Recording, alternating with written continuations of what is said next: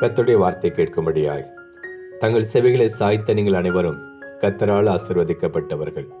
இந்த நாளிலும் நம்முடைய தியானத்திற்காக நம்ம எடுத்துக்கொள்ளப்பட்டதான வேத பகுதி நீதிமொழியின் புஸ்தகம் 14ஆம் அதிகாரம் 1ஆம் வசனம். புத்தியுள்ள ஸ்திரீ தன் வீட்டை கட்டுகிறாள், புத்தியில்லாத ஸ்திரீயோ தன் கைகளினால் அதை இடித்து போடுகிறாள்.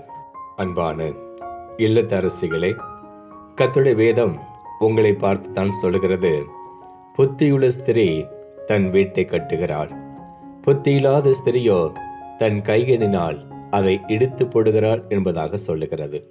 புத்தியுள்ள ஸ்திரீயானவள் கர்த்தருக்கு பயந்து தன் வீட்டார் அனைவரிடமும் குணசாலியானவளாய் நடந்து கொள்கிறாள். அவள் அதிகாலையிலே எழுந்திருந்து தன் வீட்டு காரியங்கள் மீது கண்ணோக்கமாயிருந்து ஒவ்வொரு காரியங்களும் திட்டமிட்டு செயல்படுகிறபடினாலே புத்தியுள்ள ஸ்திரீயானவள் தன் கைகளினாலே தன் வீட்டை கட்டுகிறவளாய் காணப்படுகிறாள்.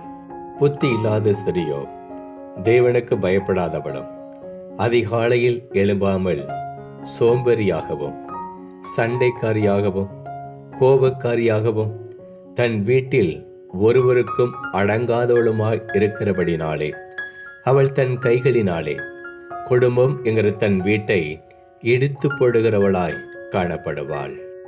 அன்பான சகோதரிகளே, உங்கள் குடும்பம் என்கிற வீட்டை நீங்கள் கட்டும்படியாக தேவனுக்கு பயந்து புத்தியாய் நடந்து கொள்ளுங்கள். அப்பொழுது கர்த்தர் உங்கள் மூலமாய் உங்கள் குடும்பமாகி வீட்டை கட்டி எழுப்புவார். கர்த்தர் தாமே உங்களையும் உங்கள் குடும்பமாகி வீட்டையும் ஆசீர்வதிப்பாராக. ஆமென்.